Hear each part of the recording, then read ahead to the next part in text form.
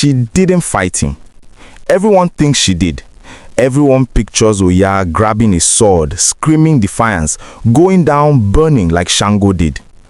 Wrong. She looked at his rage. She looked at the palace she'd helped build.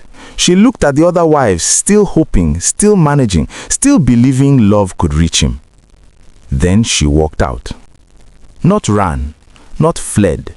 Walked, like someone who had already decided where she was going before he finished screaming. That's Oya. She decided early. She decided completely. And she decided in a way that made her impossible to punish. Shango could burn what you loved. He could destroy what you built. He could turn your name to ash. But he couldn't touch you if he couldn't find you. Oya made sure he never found her again. Oya wasn't always wind. She started as flesh and hunger like everyone else. Her mother pulled fish from the river. Her father sold yams in the Oyo market. They had nothing to give her but work, and the knowledge that work was dignity. She learned fast that the world would not save her. Rivers flooded, markets burned. Men took what they wanted and called it love or war, depending on mood. Most girls learn to make themselves small, useful, agreeable. Find a man with power to protect them from other men. Oya chose different. She chose dangerous. Not with birth, not with beauty, with competence. She found old warriors who would train a girl. She found them through stubbornness, through showing up every day, through being too useful to send away. She learned the spear, the sword, how to use a man's weight against him. She learned where blood flows, where breath stops, where will breaks. By 16, she dropped grown soldiers. By 18, she led patrols. By 20, she commanded the king's own guard. Shango noticed. Of course he noticed. She was the only person in his court who didn't need him, didn't flatter him, didn't fear him enough to hide her competence. He made her his wife, his favorite, the one he showed off, trusted, believed would never leave because he'd given her so much. His mistake. He thought gratitude was chains. Oya wore them like costume jewelry. Here's what Oya did while everyone else managed Shango's moods. She studied him. Not as lover, as threat, as weather pattern, as force that could be predicted if you paid attention. She noticed the signs. Voice dropping half an octave before explosion. Left hand flexing when paranoia started. The look he gave when he needed someone to blame and hadn't chosen yet. She noticed what set him off. Challenges to authority. Women who drew attention he couldn't claim. Men who remembered he'd been weaker. Any reminder his power was borrowed, temporary, human. She noticed what happened after. The shame, the desperate need to destroy evidence of lost control. How he'd burn a village rather than admit he shouldn't have struck it. She mapped him like terrain, like enemy territory, and she prepared routes out. Not because she planned to leave, because she was a warrior, and warriors know escape routes before they need them. Because she was a river woman's daughter, and rivers always know multiple paths to the sea. Other wives thought her paranoid. They were still playing the game, managing, soothing, believing patience would stabilize him. Oya knew better. Some forces don't stabilize, they escalate. Shango's rage was not a storm to weather, but fire that would consume every fuel source in reach, including her, especially her, because he loved her most, because her leaving would wound his pride most deeply. She knew the day would come, when he would test her, when his need to dominate would override his need for her competence, when he would strike her or demand she break. She decided early what her choice would be. Not fight, not submit, become absent. Not dead, not defeated, not escaped in the normal sense, running, hiding, waiting to be found. Become ungraspable. Something he couldn't conceptualize because his entire mind was built for combat and conquest. Become the wind itself. Tuesday, Shango lost a trade negotiation. Not lost, being treated as equal rather than superior. The foreign merchant looked him in the eye and spoke like a man, not a god. Shango couldn't punish the merchant, already gone, protected by distance. So he punished what was available. First wife, wrong word at dinner, struck. Second wife, wrong look while he raged, threatened. Then Oya. She didn't say anything wrong, didn't do anything wrong, simply existed in his line of sight while he needed to prove power. He hit her in front of the court. Not a king disciplining a subject, a man losing control to a woman who matched him and hating her for it. Court went silent. Her guards looked at their feet, everyone waiting to see what Oya would do. She looked at him. Not rage, not tears, assessment. The same look she gave enemy positions before dawn raids. Then she turned and walked out. Shango screamed after her, threatened destruction. She didn't look back, because she'd already mapped what happened next. He would escalate, need to destroy her to destroy evidence of his shame, burn the forest, search villages, turn every resource of empire against her escape. If she ran, he would catch her. If she hid, he would find her. If she fought, she would die. So she did something else. Oya didn't pack, didn't say goodbye, didn't warn the other wives, though she knew with terrible certainty they would not survive his next rage. She moved. Through corridors she knew better than the guards, past gates she'd helped design, into the forest where she trained as a child. But she didn't stop there. Shango would search the forest, burn it if necessary, turn every soldier, every tracker, every resource of empire against her escape. Oya understood pursuit. The pursuer needs a target, a shape, a heat signature, a trajectory. She gave him none. She moved not as fugitive, but as element, not running, but flowing. She used the river paths from childhood, the waterways that confuse scent and sound. She traveled at hours when human perception was weakest. She became indistinguishable from environment itself. She stopped being Oya. Not identity loss, strategic invisibility. She stopped using her name, stopped claiming her history, stopped seeking recognition for her skills, her beauty, her power. She became, to all appearances, a simple market woman, a river guardian, a servant, a ghost. Shango searched. Of course he searched. His pride demanded it. His shame required her capture or destruction. But he was looking for Oya the warrior, Oya the queen, Oya the visible, claimable, controllable. She was none of these. She was the wind that moved market stalls, the current that carried fishing boats, the breath in the lungs of storytellers who would eventually tell her story. Months passed. Shango's rage turned inward. He burned his own palace, destroyed his own empire, became the warning that Oya became the escape.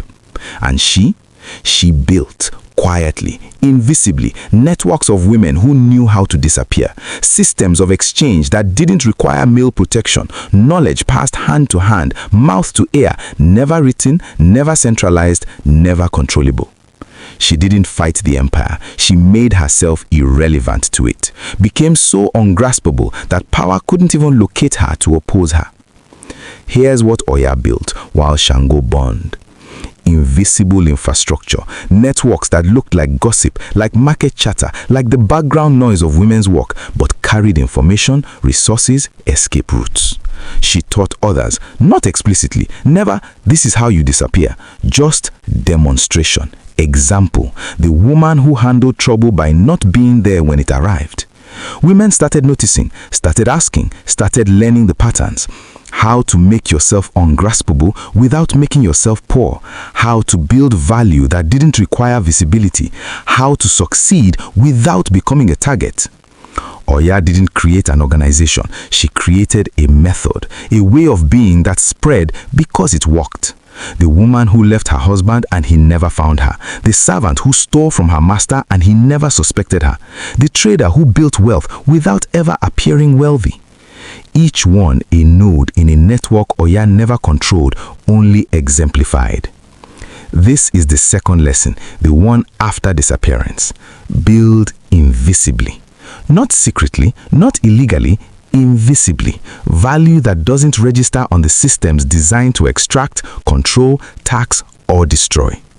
Shango built a palace. Everyone saw it. Everyone knew where to find it. Everyone knew what burning it would cost him. Oya built a web. No palace, no throne, no single point of failure, just connections, flowing, adapting, surviving any single break. Anansi would have recognized it. The same method, different application. Anansi built web to catch, Oya built web to escape. Both understood what Shango never learned. Visibility is vulnerability. The named can be targeted, the located can be destroyed, the claimed can be lost. Stories say she became a goddess. Oya, Orisa of wind, change, the threshold between life and death, guardian of cemeteries, carrier of souls. They say she appears as whirlwind when transformation is coming, guards gates between worlds, blesses women who need to disappear. But older stories, before priests, before temples, say something simpler. She learned to move without being seen, to act without being credited, to achieve without being known. She discovered power visible is power vulnerable. The named can be targeted, the located destroyed, the claimed lost. And she spent her existence teaching this to those who could learn. Not through temples, through moments. Sudden breeze that changes a decision. Gust that closes door on dangerous path. Wind that carries warning, possibility, different future. She became not goddess of wind, but principle of strategic absence itself. Recognition that sometimes the most powerful thing you can do is not be there. Not surrender, not escape. Choice. The choice to become ungraspable. Oya outlived Shango, outlived his empire, outlived every person who tried to claim her, control her, or even fully find her. She became story, then legend, then deity. But the method remained. The method always remains. Map the threat.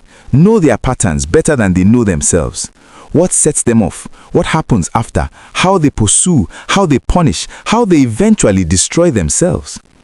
Shango always escalated, always needed to destroy evidence of shame, always turned rage inward when he couldn't reach outward.